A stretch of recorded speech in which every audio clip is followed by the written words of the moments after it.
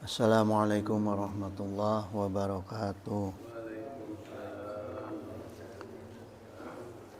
Alhamdulillah ala ni'matil Islam wal iman wal hidayah wa kafa biha ni'matin.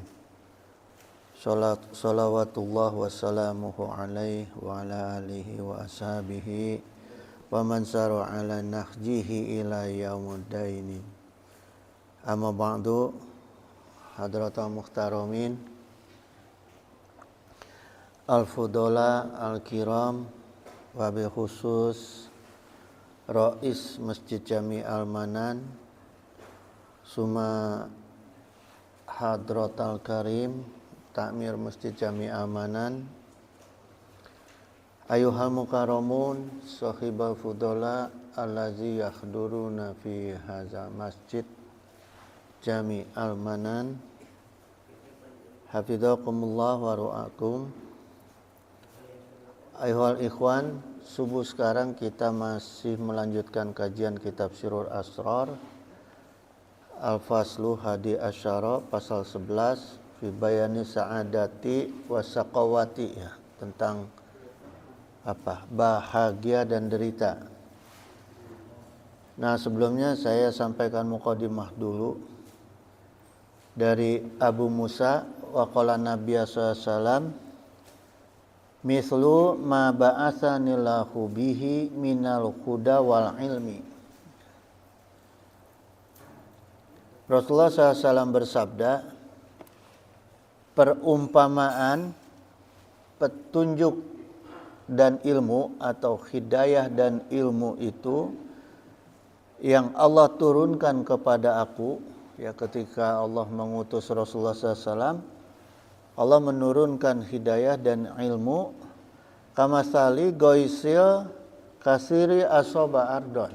Jadi seperti goisil itu hujan yang bermanfaat, itu gois, ya. Nah, jadi seperti Allah menurunkan hujan yang bermanfaat, yang membasahi bumi gitu, ya. Fakana minha naqiyatun qabilati ma'a gitu. Maka sebagian dari tanah itu, ya, ada yang menjernihkan air yang turun ke bumi itu, air hujan itu, dan ada juga sebagian tanah yang bisa mengumpulkan air, menampung air, ya. Fa'an batatil kala'a wal usbal kasiro gitu. Kemudian tanah tersebut menumbuhkan rumput dan ilalang yang banyak, yang melimpah, ya, kasiro. Wa kanat minha ajadibu amsakatil ma'a gitu. Dan diantaranya ada tanah yang gersang, ya, yang tandus tapi menangkap air. Nah, jadi ini kalimat ini saya telaah, ternyata tanah gersang tapi menangkap air itu di gurun pasir itu ada oasis, ya, oasis gitu, yang di tengah-tengah gurun kayak ada danau kecil gitu, air gitu, ya. Kalau bahasa Arabnya wahah gitu, bahasa Arabnya. Fanafallahu bihannasa nuhun. Maka Allah memberi manfaat kepada manusia melalui oasis itu, khususnya ini manusia-manusia yang di tengah-tengah gurun itu, ya. Nah, sehingga fasyaribu, sehingga manusia itu bisa minum, wasaqawa zara'u gitu, kemudian menyiram dan menanam, ya. Wa asabat minha ta'ifatan ujra gitu. Nah, kemudian dari oasis itu tidak hanya orang yang di sekitar itu, tapi orang-orang yang lain juga yang meliwat, yang kebagian manfaatnya gitu dari air yang ditampung oleh tanah itu, ya. Innama hiya qi'anun la tumsiku ma'an gitu. Sungguh ada sebagian tanah datar yang tidak menyerap air. Jadi Rasulullah juga menyampaikan ada tanah yang tidak menyerap air, wala tunbitu kalaan gitu, dan tidak menumbuhkan rumput gitu. Fadzalika masalu, nah inilah ya permisalan, masalu itu permisalan man faqiha fi dinillahi gitu. Mereka yang memahami agama Allah. Jadi Rasulullah tuh air hujan itu diibaratkan orang-orang yang memahami agama Allah, wa nafa'ahu ma ba'atsaniyallahu bihi gitu, dan orang-orang yang memahami apa manfaatnya ketika Allah mengutus Rasulullah SAW. Fa'alima wa alama. Nah, kemudian Rasulullah menegaskan, kalau saya ini tahu gitu, kenapa Allah mengutus aku, maka wa alama gitu, dan aku mengajarkan kepada manusia gitu ya.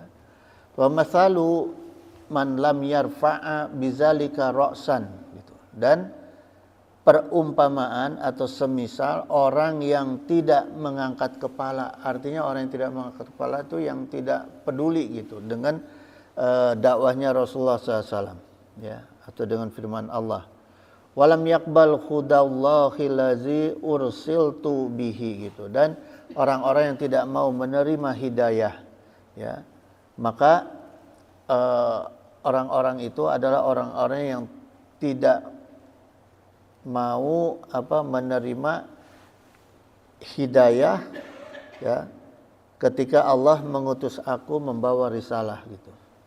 Jadi gini jemaah, telahnya hadis ini ya, Allah menurunkan wahyunya kepada Rasulullah SAW itu kan melalui malaikat Jibril ya. Nah itu seperti yang digambarkan dalam hadis ini, seperti hujan yang bermanfaat gitu. Dan setelah sampai di bumi, nah itu tergantung tanah yang menerima hujan itu ya. Ada yang air hujan itu bagi tanah jadi manfaat, sekalipun kondisinya tidak mungkin. Seperti oase itu kan tanah yang kondisinya tidak mungkin menerima hujan gitu ya. Kemudian tanah tersebut setelah menerima hujan menyebabkan manfaat bagi tanah itu ya, dan bahkan bisa menyebarkan manfaat gitu ya, karena bisa menumbuhkan tumbuhan-tumbuhan gitu ya. Sementara digambarkan dalam hadis ini ada juga hujan yang hanya jadi genangan air ya. Artinya manfaatnya itu hanya ria sesaat ya. Genangan air itu kan hanya ria sesaat aja. Orang jadi takut, dekat-dekat itu takut kotor, kecipratan gitu kan, kalau ada mobil lewat cot gitu ya. Dan genangan air gitu. Nah, artinya setelah itu, setelah keringnya diinjak-injak lagi gitu, ya. Setelah airnya sedikit ya diinjak-injak lagi gitu. Jadi inilah gambaran jemaah ya, kiai-kiai atau ulama ya, atau apalah yang suka dakwah dan suka khutbah ya, khutbahnya itu bagus, dakwahnya itu baik ya, tapi tidak pernah mengamalkan. Nah ini ibarat airnya itu ya genangan air gitu ya, bukan tanah yang nerima air terus menyebarkan manfaat, enggak gitu ya, hanya sebentar aja, sekejap aja gitu ya.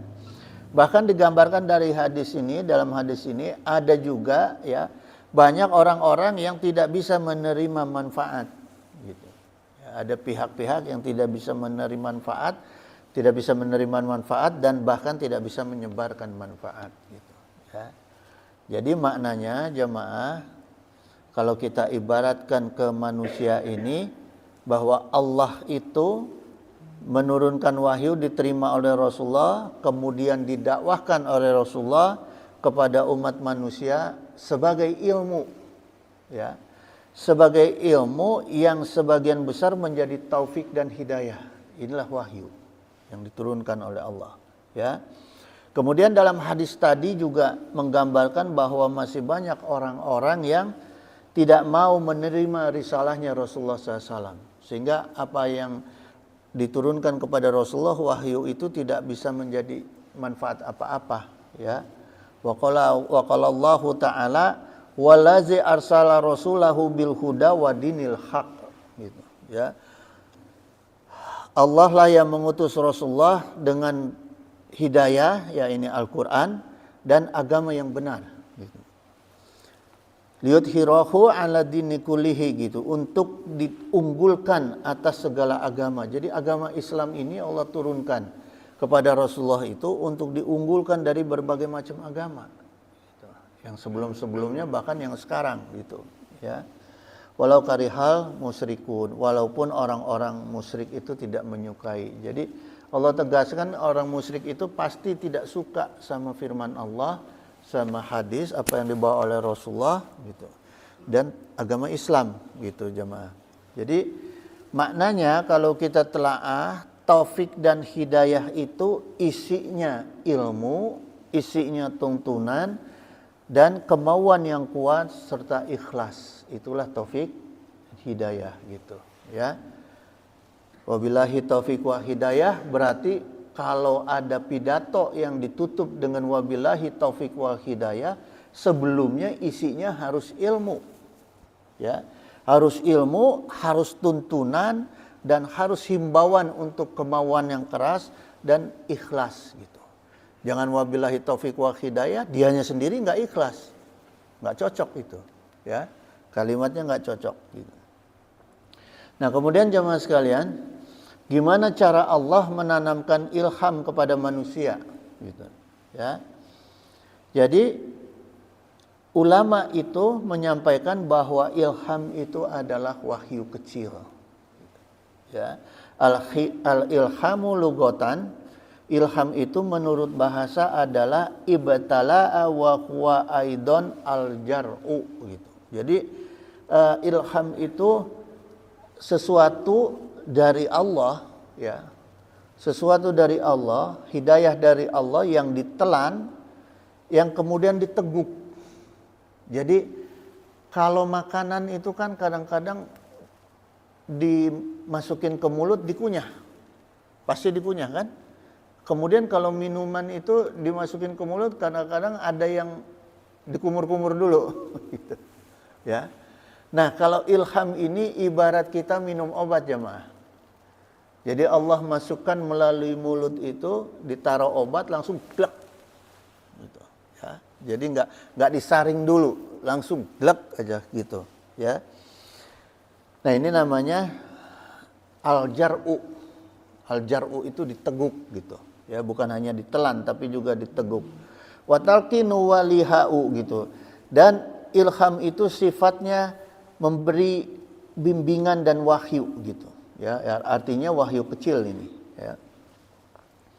Artinya bimbingan Allah dan wahyu Allah, yang wahyu kecil disebutnya, karena kalau wahyu besar itu kan hanya khusus kepada para rasul, ya.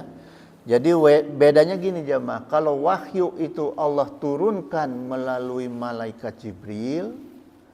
Nah, kalau ilham itu dari Allah langsung. Itu bedanya, ya. Itu jadi tidak melalui perantara, gitu. Maka nggak bisa besar, nggak bisa banyak, gitu, ya. Nah, orang yang sudah ditanamkan ilham oleh Allah itu, maka jiwanya akan tertuntun, ya. Akan tertuntun untuk mengerjakan sesuatu urusan dengan cara yang tepat.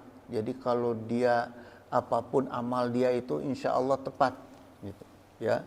Tujuannya tepat, caranya tepat, gitu. Nah, ketika dia meninggalkan sesuatu urusan itu juga urusan dengan jalan yang tepat. Artinya dia tidak mungkin menjalankan urusan-urusan yang sifatnya maksiat, itu nggak mungkin, ya. Kemudian jemaah sekalian, sebagai contoh ketika Allah menanamkan wahyunya atau Al-Quran ke dalam jiwa Rasulullah SAW itu, ketika Rasulullah SAW sedang bertahanut, ya, di Gua Hira, kemudian datang malaikat Jibril, Iqra, gitu. Nah, malaikat Jibril menyampaikan perintah untuk membaca. Rasulullah menjawab, ma'ana biqari, gitu, ya, sungguh saya ini tidak bisa membaca, gitu, ya. Jadi ini fakta bahwa Rasulullah SAW itu adalah ummi, ya, tidak bisa membaca. Nah, kemudian oleh malaikat Jibril disampaikan secara lengkap ayatnya, Iqra bismi rabbikal ladzi khalaq, gitu. Ya. Bacalah dengan nama Rabb kamu yang menciptakan, gitu. Nah, kemudian jamaah sekalian, Allah juga berfirman kepada Rasulullah, ya. Dijelaskan ini dalam tafsir Asbabun Al-Qiyamah ayat 16, la tuharik bihi lisanaka lita'jala bihi, gitu. Ya. Allah Ta'ala berfirman, jangan kamu gerakan lidahmu dengan terburu-buru. Karena ketika Rasulullah menerima, ya, surat Al-Iqra ini, ya, itu Rasulullah itu bibirnya kan sambil gemetar. Karena awal pertama ketemu malaikat Jibril, ya. Gemetaran karena takut. Maka Allah sampaikan nggak perlu takut, gitu. Nggak perlu sampai gemetaran gitu, takut terhadap malaikat Jibril, gitu. Kemudian disampaikan dalam Al-Qiyamah ayat 17-nya, inna alaina jam'ahu wa qur'anahu, gitu, ya. Sungguh kamilah yang menanggung mengumpulkan Al-Qur'an di dada kamu dan membuat kamu pandai membaca, gitu. Allah tegaskan kepada Rasulullah supaya gini jamaah, supaya Rasulullah itu kan seperti orang kalau yang pengen hafal itu bacanya cepat-cepat. Supaya cepat hafal kan dia bacanya cepat tuh. Ya, kalau orang lagi ngafalin beda tuh bacanya kan. Bismillahirrahmanirrahim, alhamdulillah, supaya hafal, gitu. Nah, Allah sampaikan kepada Rasulullah, gak usah gemeteran, gak usah takut, dan gak usah cepat-cepat. Pengen buru-buru hafal gak perlu, gitu. Ya, karena nanti Allah yang tanggung. Allah yang langsung masukkan Al-Quran ke dadanya Rasulullah. Bahkan kemudian di surat Toha ayat 114 Allah juga berfirman, wa qul rabbi zidni ilman, gitu, ya. Katakanlah, ya Rabb, tambahlah terus ilmu kepadaku. Jadi apa jamaah maknanya? Ketika kita menghafal Al-Quran atau belajar, itu harus ada niat minta ditambah terus ilmu dari Allah, gitu, ya. Jangan pengen cuma ngapalin cepat satu ayat aja, enggak. Harus ada kemauan untuk bisa menghafalkan misalnya Al-Quran dalam 30 juz misalnya, gitu. Dan enggak perlu buru-buru, gitu, cara membacanya, ya. Kenapa jamaah tidak perlu buru-buru? Karena gini, ya, setelah saya telaah ini, ya, kan Rasulullah selanjutnya setelah ada firman Allah itu, Rasulullah itu selalu tenang ketika menerima wahyu, ya. Kemudian Allah melarang Rasulullah SAW itu meniru bacaannya malaikat Jibril kata per kata atau per kosakata, gitu. Jadi artinya dengerin dulu sampai selesai nih. Kalau ada kiai nerangin, kalau ada guru nerangin, gitu, jangan diikutin kata per kata. Tapi dengerin dulu sampai selesai, sampai faham apa yang dimaksud dengan apa yang disampaikan, gitu, ya.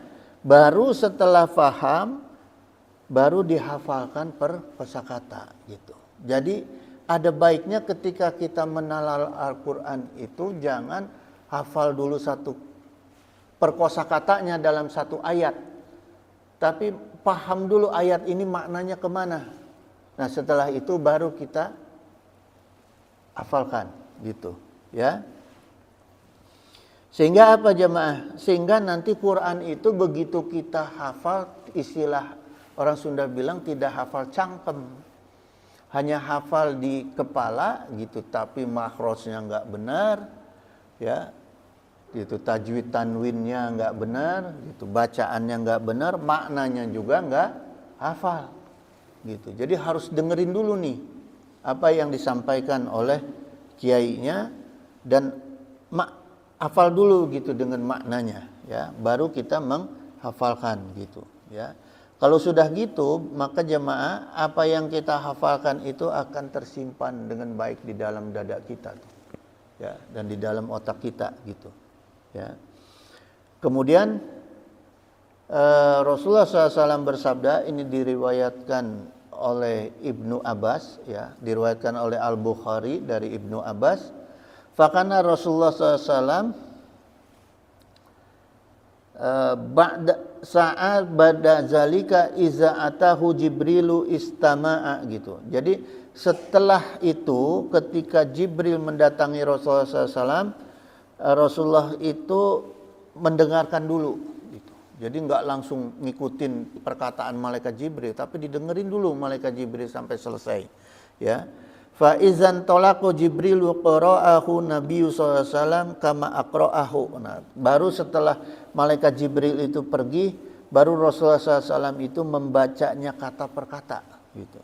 Ya, sebagaimana yang diajarkan oleh malaikat Jibril alaihissalam. Nah, setelah itu Rasulullah itu langsung hafal dan faham, gitu. Bukan hanya sekedar hafal, ya, tapi juga faham. Nah, begitu juga jemaah, ya, ketika Allah Ta'ala memberi pelajaran kepada Nabiullah Adam alaihissalam, ya.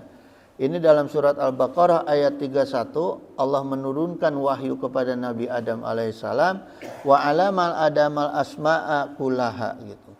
Dan Allah yang memberi pelajaran kepada Nabi Adam alaihissalam itu nama-nama seluruhnya, gitu. Jadi semua kebutuhan Nabi Adam di bumi ini diajarkan ke Allah Ta'ala, ya.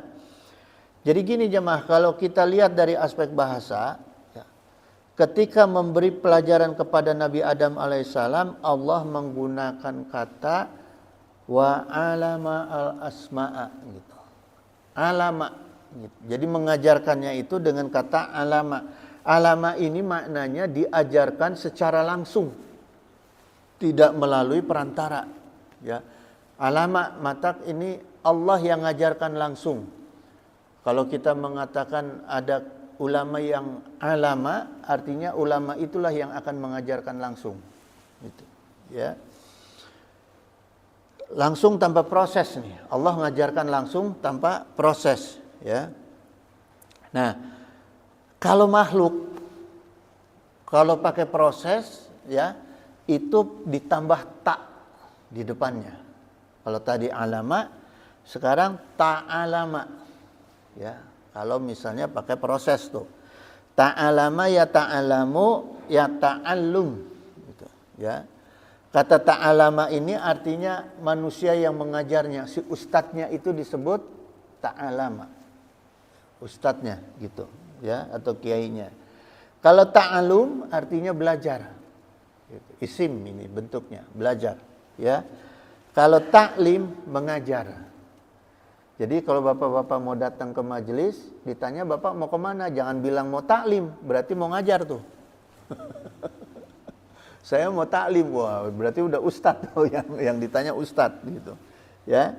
Gitu. Maka Imam Syafi'i juga berkata, ta'alam falaisal mar'u yuladu aliman, gitu. Jadi belajarlah karena tidak ada orang yang terlahir dalam keadaan berilmu, nggak ada. Maka wajib belajar, ya. Gitu jemaah. Dan jaminannya jemaah, ilham itu sengaja untuk memudahkan orang-orang yang sedang taklim atau ta'alum, ya. Orang-orang yang belajar, orang-orang yang mengajar, santri, ustadz, kiai, ini Allah akan berikan ilham. Asal niatnya ikhlas. Kalau niatnya ikhlas, maka Allah akan berikan ilham, gitu, ya. Dan ilham itu jalannya bisa macam-macam jemaah. Saya cerita pengalaman ini sedikit, ya. Jadi pernah di satu majelis itu saya diminta untuk pertemuan berikut, ya, menyampaikan kupasan tentang hukum-hukum yang mengenai masjid. Hukum-hukum mengenai masjid dan wajib sunnahnya mengenai masjid. Saya bingung tuh karena nggak punya kitab. Bahannya dari mana ini? Gitu kan. Sementara tuh minggu depan saya harus nyampein itu. Kemudian saya pergi nih dari Cianjur ke ke Jakarta, mampir di masjid di Bogor itu, ya, masjid apa namanya tuh, di Bogor lah gitu, ya, masjid Juanda tuh di pinggir tol itu, ya, di Bogor. Pas saya turun dari mobil, di depannya itu ada tukang kitab, tukang peci, kitab gitu. Ada kitab yang diberdirikan gini, ya, diberdirikan gini. Saya baca judulnya Risalatul Amajid fi Hukmil Masajid. Wah, ini nih, gitu. Jadi abis selesai sholat, saya duduk dulu, saya buka-buka itu kitab. Oh, ini bahan saya tuh ini ada di kitab ini. Udah langsung saya beli. Jadi ketika minggu depannya itu diminta untuk bicara mengenai hukum-hukum masjid, ya udah saya kupas saja kitab itu. Jadi di antara ilham juga ada jalannya, gitu. Ya, enggak selalu harus tiba-tiba muncul di otak, enggak, gitu. Ada jalannya, atau ketemu orang yang paham apa yang kita butuhkan, gitu, ya. Ada juga yang tiba-tiba masuk ke kepala kita, ada juga seperti itu, gitu. Jadi macam-macam jalan ilham. Intinya kita akan mendapatkan ilmu, gitu, yang kita butuhkan atau yang Allah inginkan, ya. Nah, kemudian jamaah sekalian, ilham menurut Allah itu, ya, dalam Al-Quran hanya disebut sekali kata ilham itu, fa'alhamaha fujuraha wa taqwaha, gitu, ya, dalam Asyam, surat Asyam. Jadi Allah mengilhamkan kepada kita, kepada jiwa manusia itu berupa fujur, fasik, juga berupa takwa, gitu, ya. Jadi tafsir ayat Asyam ayat 8 ini, surat Asyam ayat 8 ini, ya, dalam tafsir Al-Mukhtasar, Allah memahamkan manusia itu dengan ilham tanpa proses belajar, jemaah, ya, tanpa proses mencari-cari, supaya dia bisa menghindari nafsu atau syahwatnya, ya, dan juga supaya dia bisa mengejarkan ketakwaan. Nah, itulah ilham. Ya, kemudahan kita untuk mendapatkan ilmu, ya, untuk menghindari maksiat, nafsu, dan juga untuk mudah menjalankan ketakwaan, gitu. Seperti yang Rasulullah SAW sampaikan, ma yuridillahu bihi khaira yufaqihu fidin. Siapa yang Allah inginkan orang itu menjadi baik, maka Allah akan fahamkan dia masalah agama. Nah, inilah ilham. Dengan jalan Allah turunkan ilham kepada dia, gitu, ya. Kemudian jemaah, ada bentuk wahyu kecil yang lainnya selain ilham, yaitu taufik. Kita udah paham semua taufik, ya. Wafaqo itu artinya sesuai antara dua hal. Jadi taufik itu maknanya dua hal yang sesuai, gitu. Dari kata wafaqo, ya. Tawafaqo ya tawafaku, gitu. Artinya bersetuju dan bersesuaian. Maknanya gini jamaah, ya. Allah itu menetapkan bahwa amal dan perbuatan makhluk itu akan tepat sesuai dengan iradah Allah. Itulah orang yang mendapatkan taufik dari Allah, ya. Ketika kita mendapatkan taufik dari Allah, maka amal kita, perbuatan kita akan sesuai dengan apa yang Allah inginkan, gitu. Nah, ini taufik, ya. Kalau Allah Ta'ala, wa ma taufiqi illa billah, gitu. Dan tidak ada taufik kecuali dengan pertolongan Allah, gitu, ya. Keinginan Allah, gitu. Alaihi tawakkaltu wa alaihi unib, gitu. Hanya kepada Allah lah aku bertawakal dan hanya kepada Allah aku kembali, gitu jemaah. Jadi syarat untuk mendapatkan taufik itu kita harus tawakal kepada Allah. Itu syaratnya, gitu. Ini dijelaskan oleh Allah sendiri dalam surat Hud ayat 88, harus berniat dan mengamalkan tawakal kepada Allah, gitu, ya. Nah, kemudian yang kedua, bentuk wahyu kecil adalah hidayah, ya. Maka kita sering mendengar kalimat wabillahi taufik wa hidayah. Jadi sohibnya taufik itu adalah hidayah gitu, ya. Harus nyambung nih antara taufik dan hidayah gitu. Maka Allah Ta'ala berfirman dalam Al-A'raf 178, "Mayahdillahu fahuwal muhtadi" gitu. Siapa yang diberi hidayah oleh Allah, maka dia yang mendapat petunjuk gitu. Wa mayudlil faulaika humul khasirun gitu. Dan barang siapa yang disesatkan oleh Allah, maka mereka yang merugi gitu. Jadi jemaah, akar kata hidayah itu hadayahdil, hadian hudan, hidayatan, hidayatan gitu. Hidayah itu artinya bimbingan, petunjuk yang menjadi bimbingan, itu hidayah, ya. Nah, jadi bimbingan untuk apa? Untuk tahu tentang kebenaran. Pertama itu, ya. Bimbingan untuk mengerjakan sesuatu yang sesuai dengan taufiknya Allah. Jadi kalau taufik tidak akan mungkin terjadi tanpa hidayah. Bagaimana kita bisa mengamalkan pekerjaan-pekerjaan atau amalan-amalan yang sesuai dengan iradah Allah kalau nggak ada petunjuknya? Makanya harus nyekrup tuh antara hidayah dan taufik, nggak bisa dipisah, ya. Harus nyambung taufik dan hidayah gitu, sejodoh gitu, ya. Wa qala Nabi sallam, "Rubba hamili fikhin laisa bifakihin." Ya.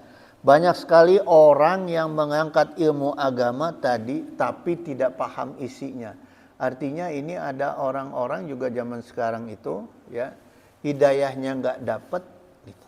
Tapi dia asa menang taufik. Perasaan. Perasaan dapat taufik. Kenapa perasaan dapat taufik saya katakan? Belum cukup ilmunya tapi udah ujuk-ujuk wani ceramah. Ya, banyak kan orang yang tiba-tiba berani ceramah nih. Berani menyampaikan perihal-perihal agama gitu. Tapi hidayahnya belum cukup. Tapi perasaan dari dirinya, wah saya udah dapat taufik nih. Ya, udah paham agama, saya harus sudah menyampaikan agama gitu. Ya. Gitu jemaah. Maka kata Rasul, ya, banyak gitu. Rubbahamili fikhin tuh, ya. Banyak orang-orang yang mengangkat ilmu agama laisa bifaqihin, tapi sebenarnya dia tidak paham tuh isinya. Gitu, ya. Maka yang lucunya sekarang itu jemaah, ini disampaikan juga oleh Rasulullah, wa rubbahamili fikhin ila man huwa afqahu minhu gitu, ya. Banyak sekali orang-orang yang mengangkat ilmu agama kepada orang yang jauh lebih paham daripada dia. Gitu, ya. Sekarang contohnya gimana jemaah? Banyak orang-orang yang berdakwah di hadapan ulama yang beneran. Banyak nggak? Banyak sekarang jemaah. Tiba-tiba muncul, ya. Jadi Ustadz A, B, C, D gitu, ya. Dakwah di hadapan kiai yang benar-benar kiai gitu. Ya, langsung assalamualaikum gitu kan. Nah, padahal modalnya apa jemaah? Modalnya Google, ya. Baca-baca buku agama, terjemahan-terjemahan kitab gitu, ya. Cerita-cerita hurufat gitu aja gitu, ya. Itu dijelaskan nih oleh Rasulullah, ya.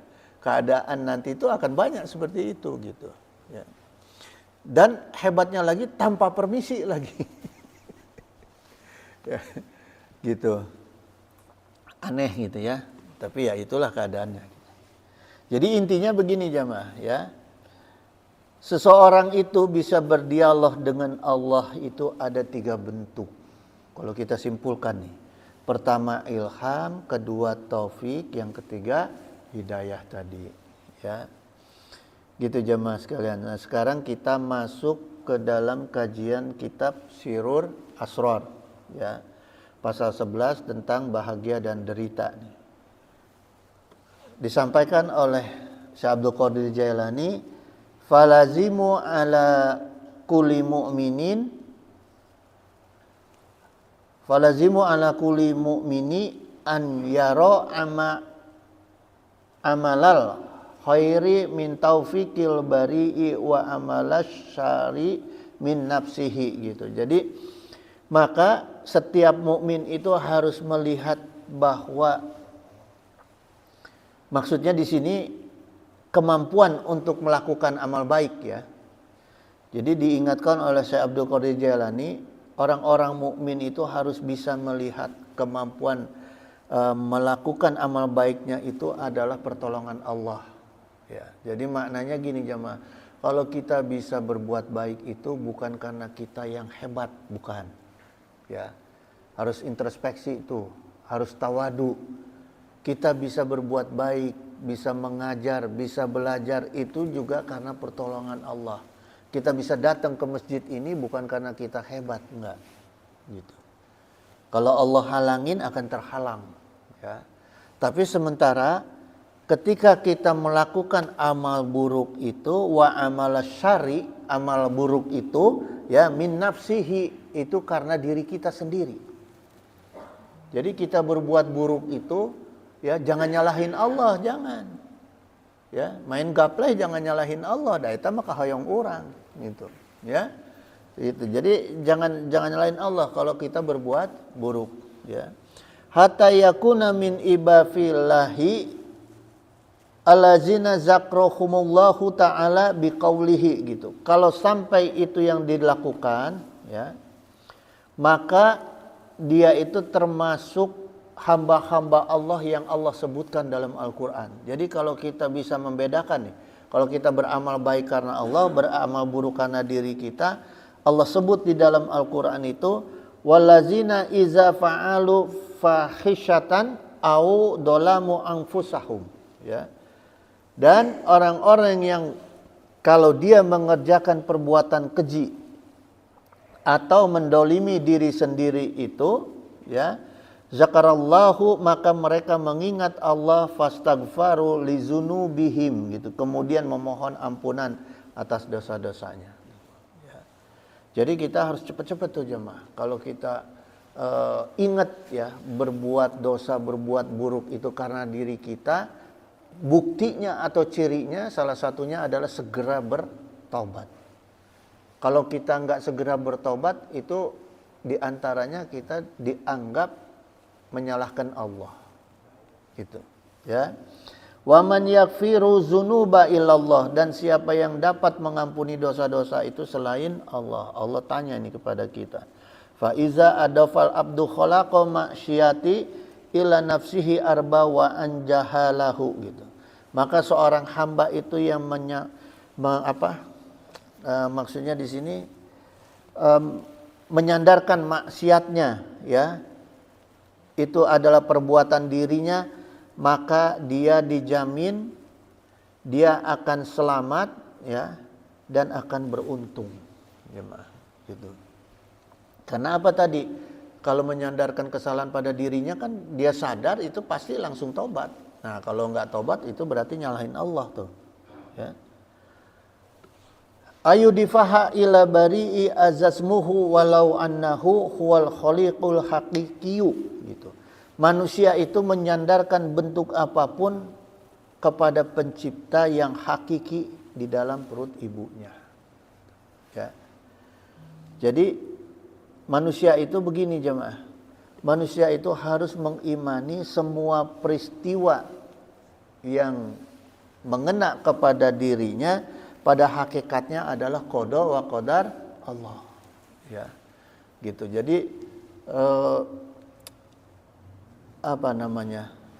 ya harus ikhlas menerima apa yang kita alami gitu, ya. Jadi qada ini ketetapan Allah jamaah itu yang kemarin. Ingat ya, yang sudah lewat waktunya itu adalah qada. Karena nggak bisa dikodarin sama kita, nggak bisa dirubah gitu. Jadi jangan kita bilang besok mah gimana qadanya Allah aja, nggak bisa. Gitu. Qada Allah, ketetapan Allah yang sudah lewat. Ya, maka kita harus siapkan, harus kita sikapi dengan qadarnya. Gitu. Ya.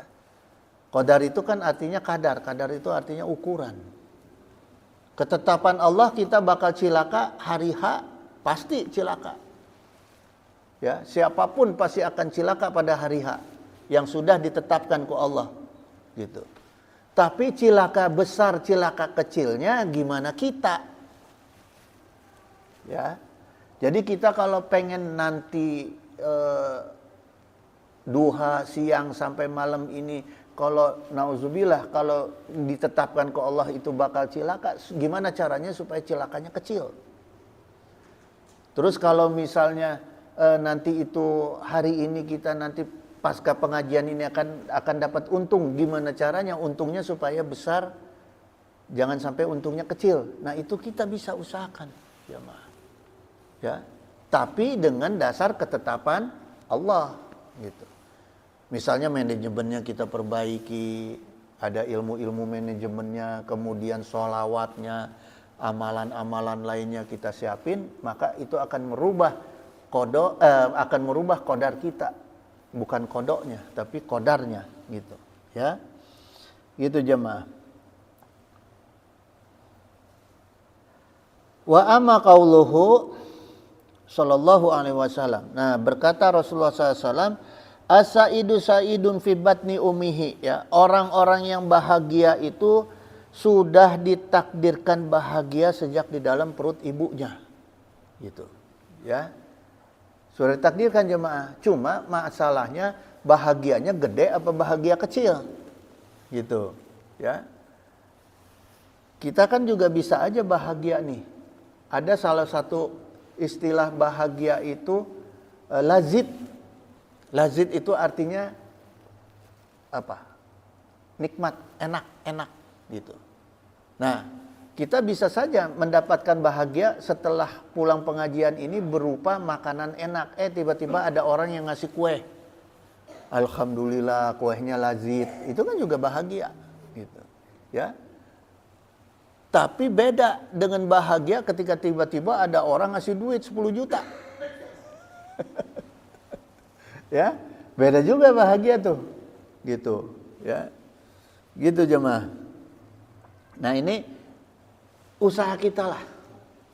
Usaha kita bagaimana kita setelah ini suruh kemudian duha, ya. Salah satu cara untuk mendapatkan kebahagiaan dunia, gitu, yang Allah kasih jalannya, gitu, ya, sholawatan misalnya, gitu.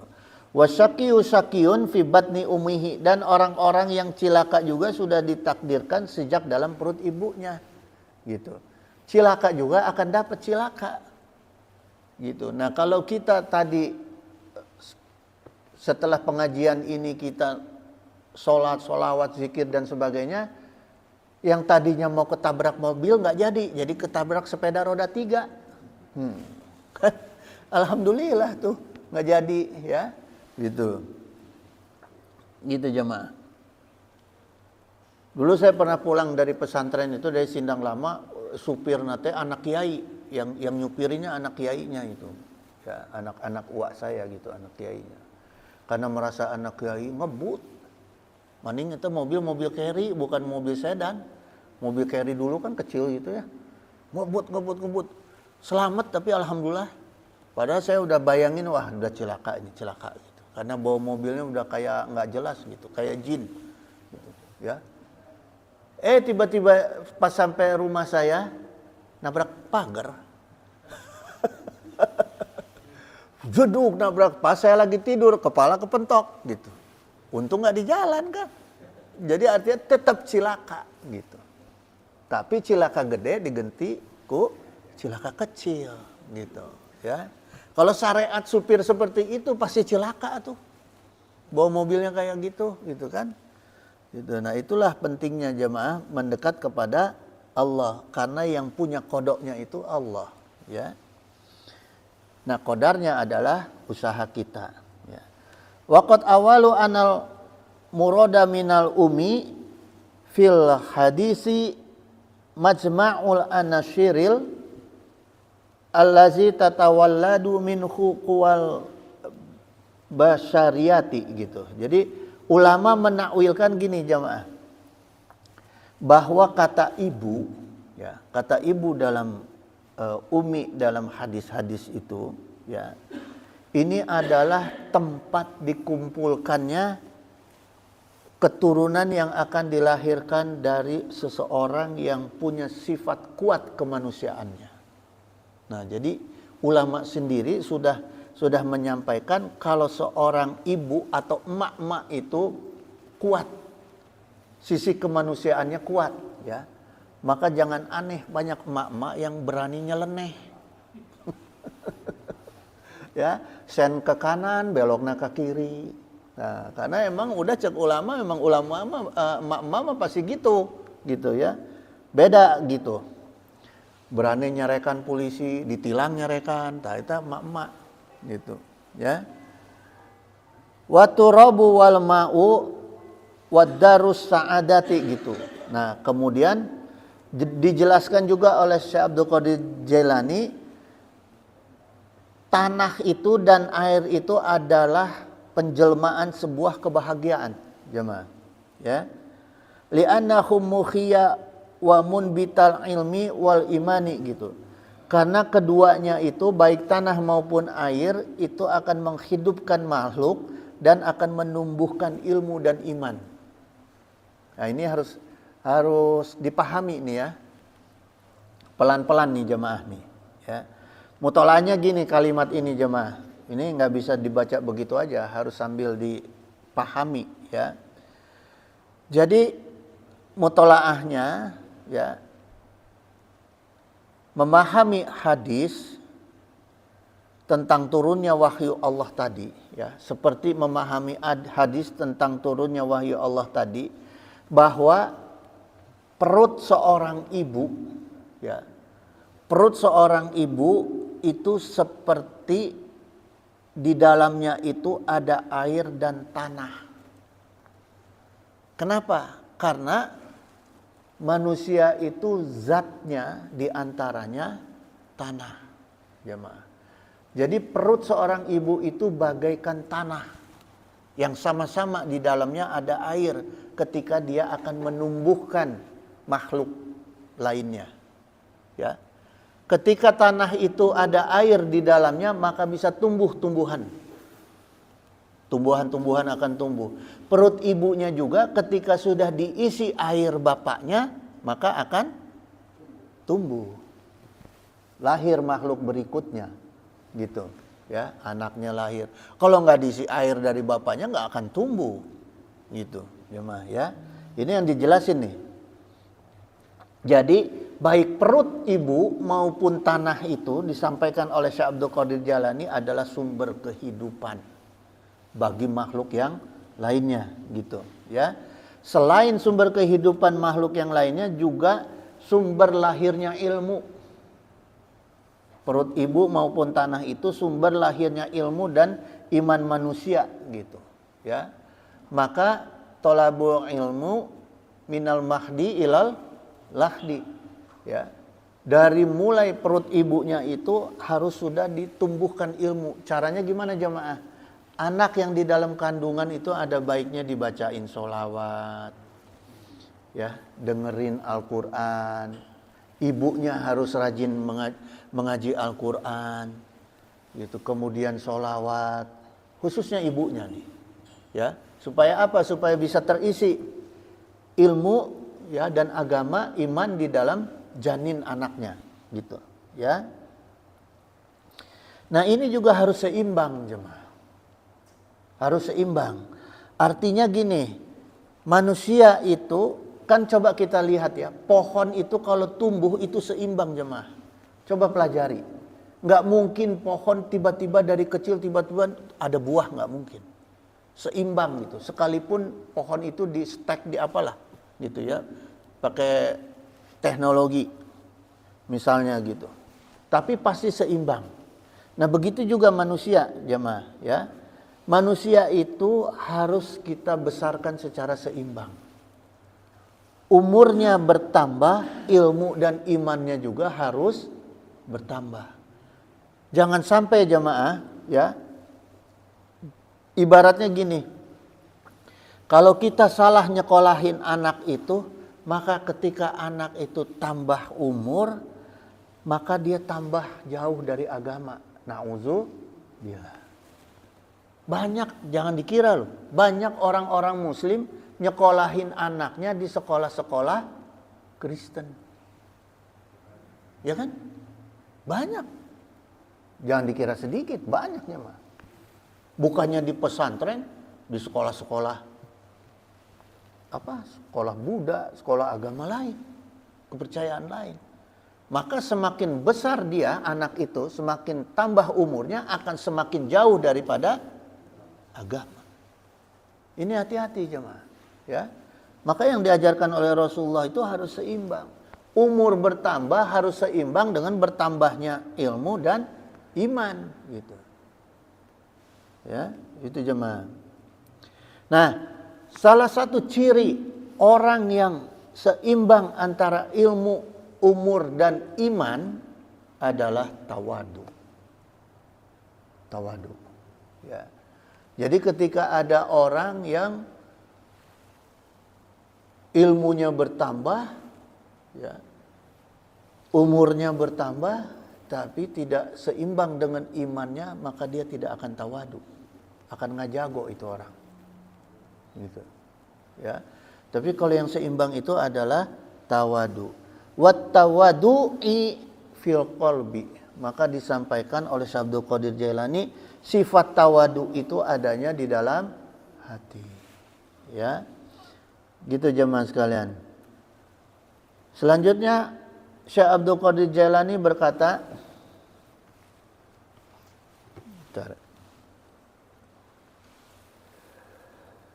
wa amanaru warihu fabil aksi, gitu. Lalu api dan angin keduanya adalah kebalikan, ya. Syekh Abdul Qadir Jailani mengatakan kalau api dan angin itu kebalikan daripada air dan tanah. Nah, ini ilmunya di sini jemaah, ya. Jadi maknanya gini, kalau api ketika kena angin jadi membesar. Tuh, ya. Jadi hati-hati itu. Api sedikit aja bahaya tuh kalau kena angin, ya. Dia akan membesar, gitu. Air tidak akan jadi banjir ketika terserap oleh tanah. Semakin banyak air yang terserap oleh tanah, maka tidak akan jadi banjir. Jadi kalau mau mengatasi banjir di DKI ini gampang aja, ya. Banyakin tanahnya, gitu jemaah. Nah, ketika api itu membakar dan api itu mati, li'anahuma mukhriqani wa mumitani, gitu, ya. Karena Allah lah, ini li'anahuma ini jamak, ya. Jamak ini sama dengan nahnu, ini jamak, gitu. Maka di sini karena li'anahuma, karena mereka lah, bukan karena Allah lah. Tapi di sini ditegaskan oleh Syekh Abdul Qadir Jailani kalimatnya karena mereka lah, ya. Jadi tidak hanya zat Allah yang maha agung sendiri, tapi Allah bersama makhluk, ya, yang membakar dan yang mematikan, gitu. Jadi gini jemaah, kebakaran itu atau api itu jadi ada api bukan ujuk-ujuk Allah tiupkan jadi api, enggak. Tapi ada perbuatan makhluk, ya. Di sini gitu ada perbuatan makhluk. Kemudian api juga mati, enggak bisa tiba-tiba Allah tiup dari langit mati, enggak. Ya, harus ada usaha makhluk, gitu. Misalnya mematikan api itu tidak cukup dengan air, tidak cukup dengan bahan kimia dan sebagainya, perlu juga iradah Allah. Nah, gimana caranya mematikan api? Kita mengundang iradah Allah selain daripada usaha tadi, ya, pakai air, pakai apar, gitu.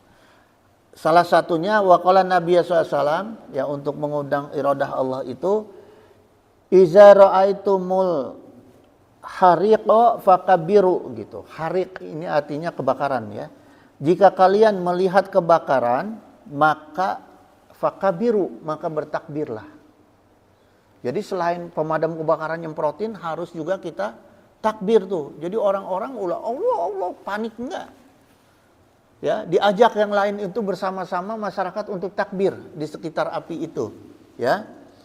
Gitu. Jadi kata Rasul gitu jemaah gitu. Ya. Fa inna takbira yudfi'uhu gitu. Sesungguhnya takbir itu memadamkan kebakaran. Nah, ini kata Rasul. Ya. Jadi selain usaha kita dohir, ada usaha batin juga. Gitu jemaah sekalian. Ya. Kemudian jemaah sekalian, Syekh Abdul Qadir Jailani berkata, fa subhana man jama'a baina hazihil adadi fi jismi wahidin kama yajma'u bainal ma'i wan nari gitu. Maha suci zat yang mengumpulkan di antaranya yang berlawanan dalam satu tubuh sebagaimana dikumpulkannya antara air dan api. Jadi gini jemaah, di dalam diri kita itu Syekh Abdul Qadir Jailani dijelaskan pasti ada zat yang berlawanan. Pasti, ya. Jadi di dalam diri kita pasti ada zat yang berlawanan. Buktinya apa? Faktanya bahwa di dalam diri kita ada zat yang berlawanan. Apa kira-kira? Ada amarah dan ada sabar. Nah, itu faktanya. Faktanya bahwa di dalam diri kita ada zat yang berlawanan, gitu. Ya. Wa bainan nuri wa dukhulumati fi sahabi gitu. Lalu di dalam diri kita itu ada cahaya di antara kegelapan di dalam mendung. Gitu. Dijelaskan oleh Syekh Abdul Qadir Jailani gitu. Ya. Jadi telaahnya gini jemaah. Pergerakan di dalam diri manusia itu sama dengan sistem pergerakan di dalam alam semesta. Gitu. Ini telahan saya ini ya, telahan saya aja gitu. Jadi maknanya gini, manusia itu bisa bersatu dengan alam semesta kalau saling memberi manfaat, gitu. Ya, maka tidak akan saling merusak. Gitu. Ini maknanya ketika Syekh Abdul Qadir Jailani mengingatkan bahwa pergerakan dalam tubuh manusia sama dengan pergerakan dalam alam semesta, gitu. Ya. Ketika kita merusak alam, alam akan merusak kita. Ketika kita memperbaiki alam, menjaga alam, alam akan menjaga kita. Gitu jemaah, ya. Kama qala Allah Ta'ala Ar-Rad ayat 12, walazirukumul barqa khaufa wa tama'aw wa yunsi'us sahabas sikal gitu. Allah lah yang memperlihatkan kepada kita kilat. Kilat itu artinya barko itu berarti kilat, ya. Maka ada hizib barqi atau hizib kilat gitu, ya. Jadi Allah menciptakan kilat itu untuk membuat ketakutan dan memberikan harapan, wa yunsi'u sahabat sikal gitu, ya. Dan juga memberikan harapan, juga menjadikan awan yang berat. Jadi kalau ada kilat itu jemaah berdoa. Ya, berdoa, karena bisa jadi itu jangan hanya ketakutan tapi bisa jadi itu adalah harapan gitu, ya. Gitu jemaah sekalian. Insyaallah minggu depan kenapa? Minggu depan kita lanjutkan itu kajiannya, ya. Karena masih banyak ini, nggak bisa dipaksakan sekarang. Gitu jemaah sekalian. Ada yang mau ditanyakan nggak? Nggak ada? Kayak ada. Kalau yang orang tidak paham, dia suka menyampaikan. Ada apa makola hadis ini. Katanya dia punya sedikit harus sampaikan walaupun satu ayat itu jadi bertentangan kalau main. Gimana itu? tadi yang disampaikan oleh Rasulullah itu, ini hadis kan, yang disampaikan oleh Rasulullah, ya, Hasan hadisnya, pangkatnya Hasan. Yang disampaikan oleh Rasulullah itu yang menyampaikan agama tidak pada tempatnya, ya. Memang harus menyampaikan agama walau ayah, Ya, walaupun satu ayat harus disampaikan, tapi harus ada pada tempatnya dan harus ada pada adabnya. Jadi ketika kita di hadapan ulama, di hadapan kiai ya harus pakai adab. Ulah ujug-ujug asa. Takutnya gini, ya. Satu, merusak orang lain ketika salah memaknai hadis atau Al-Quran. Karena cuma hafal dari arti-arti ayat atau arti hadis. Tapi menyampaikan makna daripada ayat tersebut dan hadis tersebut salah. Itu kan merusak orang lain.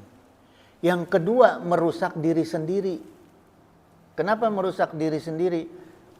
Orang jadi ngejek dia kan? Gitu.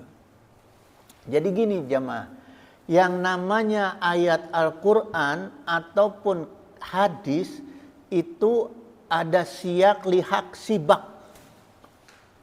Itu hukumnya tafsir. Hukumnya tafsir itu ada siyak, lihak, sibak.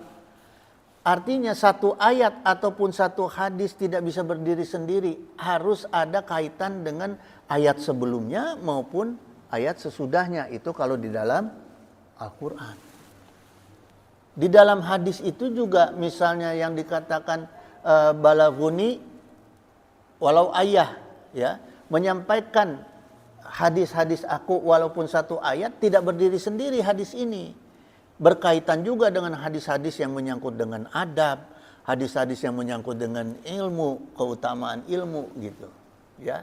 Jadi intinya wajib kita menyampaikan hadis dan ayat-ayat Allah, tapi harus pakai tuntunan. Artinya juga harus mau belajar yang benar. Jangan sampai salah makna, salah paham. Hadis aja disampaikan, tapi nggak dipelajari. Nanti kena hadis yang sifatnya maudu. Ya. Nanti kena hadis yang palsu yang disampaikan. Itu, ya. Kena hadis yang doif yang disampaikan. Kan ini jadi masalah. Gitu jemaah, ya. Jadi ketika kita melihat atau menerima satu hadis ataupun Al-Quran, itu harus dipelajari dengan hadis-hadis yang lainnya. Jangan itu aja ditelen. Ya, gitu Kang, punten Kang. Kira-kira ada yang lain? Hah? Masya. Wah, innahu samiun qaribun mujibud da'wat wa yaqdiya hajat. Subhanaka Allahumma wa bihamdika asyhadu an la ilaha illa anta astaghfiruka wa atubu ilaih. Wallahul muwafiq ila aqwamit thoriq. Wassalamualaikum warahmatullahi wabarakatuh. Allahumma sholli wa sallim wa barik ala sayyidina wa syafi'ina wa habibina maulana Muhammad wa sallim wa radiyallahu ta'ala an sadatina ashabi sayyidina rasulillahi ajma'in. Amin ya Allah ya mujibud da'wati sa'ilin.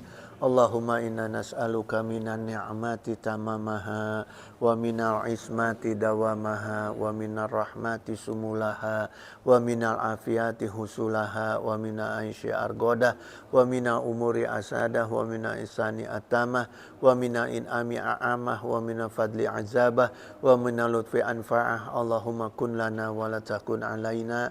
Allahumma ahtim bisa'adati ajalana wa haqiq biziyadati amalana wa akhrun bil afiyati guduwana wa asolana wa za'ila rahmatika masyirana wa ma'alana wa subasi jali afika ala zunubina wa muna alaina bi islahi uyubina wa za'ali taqwa zaudana wa fidinika istihadana wa alaika tawakulana wa atimadana wa sabitna ala nahjil istiqomah wa izna fid dunya min mujibatana mati yaumil qiyamah wa hafif anna siqla auzar warzuqna aisyata abrar waqfina wasrif anna sarar asrar wa atik riqabana wa riqaba abaina wa ummahatina wa ikhwanina wa walidina wa ashiratina wa zaujatina birahmatika ya azizu ya ghafaru ya syataru ya halimu ya jabbaru ya Allah.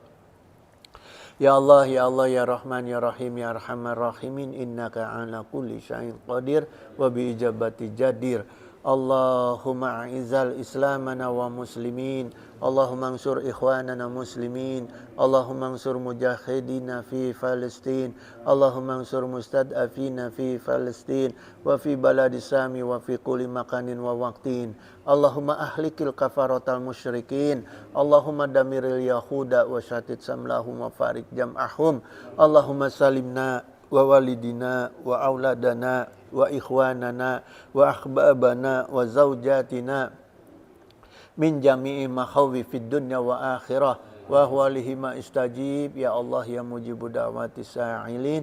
Allahumma la syahla ila ma ja'altahu syahlan, Allahumma tufi fi taysyiri kulli asir fa innaka taysyira kulli asirin alaika yasir wa as'aluka yusra wal mu'afata fid dunya wa akhirah. Allahumma inna nas'aluka rizqan thayyiban kasiran wasi'an bi ghairi hisab. Allahumma la taslub minni ni'matan an tu'ta alayya. Allahumma inna nas'aluka salamatan fid din wa afiatan fi jasad wa ziyadatan fi ilmi wa barakatan fi rizqi wa taubatan qabla maut wa rahmatan indal maut wa maghfiratan ba'da maut. Allahumma hawin alaina fi syakaratil maut wa najatan minan nar wa hinda hisab. Subhana rabbika rabbil izzati amma yasifun wa salamun ala mursalin walhamdulillahi rabbil alamin. Al-Fatihah.